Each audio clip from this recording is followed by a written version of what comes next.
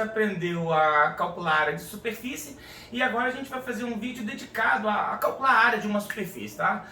Como motivação, eu escolhi calcular a área de uma esfera, né, de um raio conhecido, é uma fórmula conhecida, então já sabe o resultado que tem que encontrar, então é uma maneira da gente demonstrar, mas o objetivo é entender como a gente monta, né, para pegar uma superfície genérica de uma função ou de uma outra coisa qualquer e aprender a calcular a superfície. Então vamos ver como é que funciona o procedimento, né, e depois a gente pode tentar adaptar isso para um outro tipo de superfície. Bom, no último vídeo nós falamos da estratégia que a gente tem para calcular a área de uma superfície, né?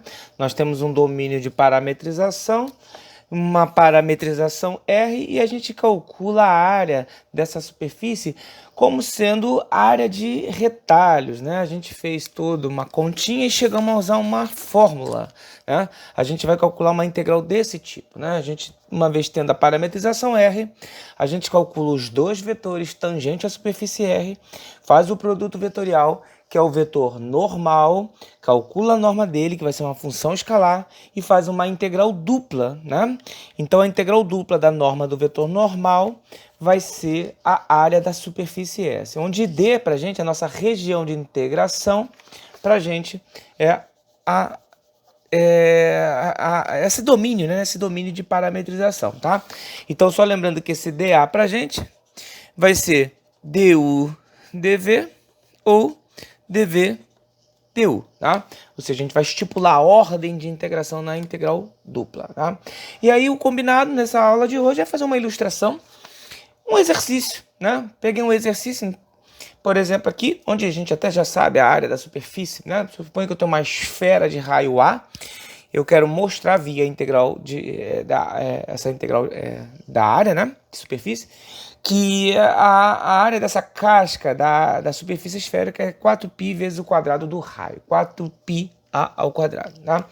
Então, a gente tem um roteiro. Primeiro, parametrizar a superfície, tá aqui. Lembrando lá que a gente, lá na primeira aula de parametrização de superfície, nós falamos da parametrização de uma superfície, em vez de usar superfície esférica, em vez de usar a letra U e V, é conveniente usar θ, φ, herdando as contas que a gente tinha nas coordenadas esféricas, né? Nas coordenadas esféricas a gente tinha três variáveis, ρ, θ, φ. Só que no nosso caso aqui, como a gente não quer o sólido, a gente quer só a superfície, só a casca, só a fronteira, a gente faz o ρ fixo, faz o ρ igual a A.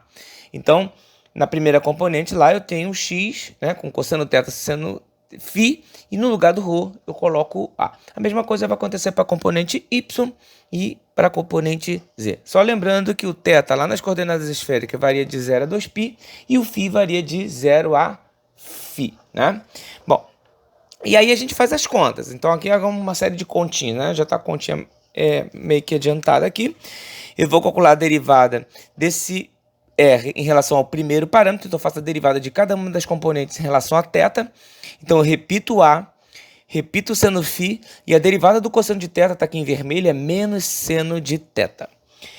Na segunda componente, derivando todo mundo em relação a θ, né? A componente inteira em relação a θ, eu repito A, repito seno φ, porque está multiplicando, fazendo papel de constante, né? E a derivada do seno de θ é cosseno de θ, que está em vermelho. Como a terceira componente não depende de θ, ele é constante em relação a θ, a derivada é zero, tá? Depois eu calculo o R φ, né? A derivada da minha parametrização em relação ao segundo parâmetro, no caso aqui o φ. Então aqui eu repito o A cosseno θ, faço a derivada de seno de φ, que é cosseno de φ, que está em vermelho. Na segunda componente, eu repito A, repito seno de θ, faço a derivada do seno de φ, novamente cosseno de φ. E aqui eu repito A e faço a derivada do cosseno de φ, que é menos seno de φ, tá? Uma vez com esses dois vetores tangentes, a gente vai buscar aqui o vetor normal a uma superfície, no caso aqui, né? O vetor normal. Aqui no meu desenho eu estou colocando para dentro, ou poderia para fora, né? Mas poderia estar para dentro também. Para a gente, na verdade, como a gente vai calcular a norma, não faz diferença aí estar apontado para o lado de dentro ou do lado de fora, né? Porque a gente está interessado no tamanho do vetor, vamos dizer dessa forma, tá? Então, o vetor normal a gente monta aquele determinante, colocando na primeira linha os vetores IJK da base canônica. E aqui é a conta que a gente acabou de fazer, né? A derivada de R em relação a θ. Derivei cada componente em relação ao parâmetro θ. E na última linha a gente coloca o Rφ, tá? Bom, aqui não vou perder tempo fazendo as continhas, tá? É uma continha básica, tá? Lembrando que a gente faz 3 produtos para o lado esquerdo, 3 produtos para o lado direito, tá? Como tem um zerinho aqui, tem algumas contas, né, que vão zerar, na verdade, em relação ao I e o J, né? Vai zerar a conta, em vez de ter 2 parcelas, vai ter uma só. E a conta que tem o K, tanto para a esquerda quanto para a direita, a gente vai usar até uma identidade trigonométrica. Para chegar nessa expressão, a gente vai usar que a soma lá de seno ao quadrado mais cosseno ao quadrado é igual a 1. Né? Basta fazer a continha e colocar em evidência. Tá? Também vou colocar um pouquinho adiantado, né? Deixa como exercício aí para vocês, ver que quando eu calculo a norma desse vetor, ou seja, vai ser a raiz quadrada desse cara ao quadrado, mais esse cara ao quadrado, mais esse cara ao quadrado. Se eu fizer todas as simplificações também, vou usar a expressão lá de seno ao quadrado mais cosseno ao quadrado igual a 1, a gente vai conseguir até inclusive se livrar da raiz quadrada, chegando a essa expressão aqui. Toda vez que eu quero calcular o vetor normal a uma superfície esférica, eu vou sempre encontrar o quadrado do raio vezes o seno de φ, tá? Então isso é muito útil quando a gente quer calcular a área de uma superfície esférica, tá? Então, já estou colocando esse resultado aqui um pouco mais adiantado, mas não é difícil chegar nessa conta, tá? Bom, então como é que ficaria a expressão? A gente viu que para calcular a área de uma superfície, a gente vai calcular justamente a integral da norma do vetor normal. Então tá essa expressão, né? Lembrando que o D para a gente vai vir lá do domínio de parametrização, que no caso da esfera, o φ está variando de 0 a π e o θ está variando de 0 a 2π, tá?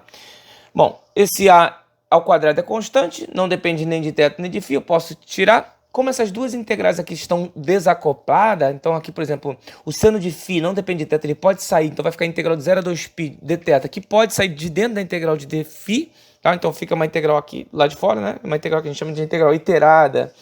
E aqui sobrou só a integral de seno de φ dφ, 0 a 2π. Então a gente tem duas integrais do cálculo 1, integrais triviais, né? Então aqui o θ está variando 0 a 2π, a integral de dθ é θ, lembrando que aqui então a conta vai estar 2θ.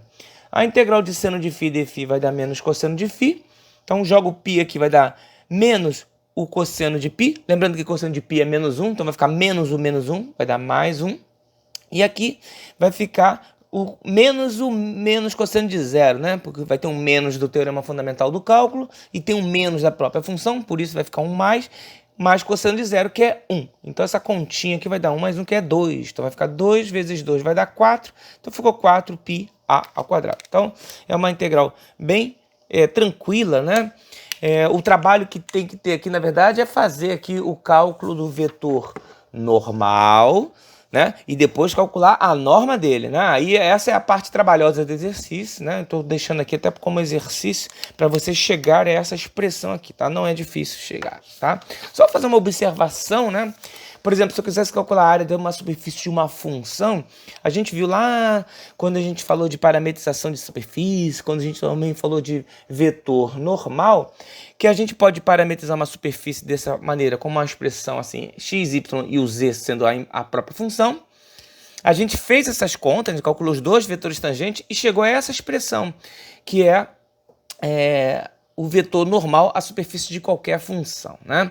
Então são as derivadas aqui com sinal trocado e aqui 1. Só lembrando que tudo bem, eu poderia até multiplicar por menos 1 aqui, que ficaria mais e menos, que só se for mudar o sentido do vetor, né? Mas como a gente vai calcular a norma, o sentido é irrelevante, né? Então a gente vai fazer a área da superfície montando a integral da norma desse vetor. Então a conta que a gente tem quando a gente quiser calcular a área de uma superfície de uma função, a gente pode usar já essa expressão já mais ou menos pronta, né? Mais ou menos trabalhada. Então a gente faz uma integral dupla. Eu preciso sempre das derivadas parciais dessa função, monta essa integral. Só lembrando que a região de integração, toda vez que é a superfície de uma função, nesse caso aqui das variáveis x, y, a gente projeta no plano x, y, né?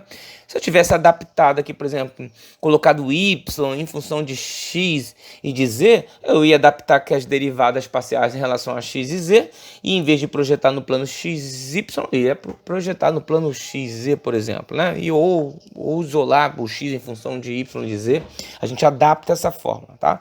Mas a gente pode sempre usar essa fórmula já pré-moldada, né? Para a gente não passar o processo todo de calcular os vetores tangentes, calcular o vetor normal, que toda vez que vai dar isso, né? Obviamente, para cada função eu vou ter uma conta diferente, mas a fórmula já está pronta, basta eu calcular as derivadas parciais e montar a integral e resolver a integral lá do cálculo 2, do cálculo das várias variáveis. Vai ser uma integral dupla, tá bom? Bom, no próximo vídeo a gente vai entrar agora em integral de superfície de campos escalares. Então, nesse exercício a gente provou, né, calculamos a área de uma esfera, que já era um valor conhecido, né, ela é em função do raio, né, mas a ideia principal é entender a ideia, como é que funciona o processo, né, até no finalzinho a gente pegou uma função genérica e estabelecendo uma fórmula para já acelerar o processo do cálculo de área, né, porque a gente tem um roteiro a ser seguido, né? De calcular a parametrização, de calcular os vetores tangentes, de calcular o vetor normal, calcular a norma do vetor normal e depois integrar. Então, quando a gente tem uma função qualquer, a gente já tem a integral mais ou menos pronta, só precisa montar lá, colocar a minha região de integração e as derivadas parciais, tá? Bom, com isso agora a gente está preparado para começar a falar de integral de superfície de campo escalar, que vai ser o assunto do nosso próximo vídeo.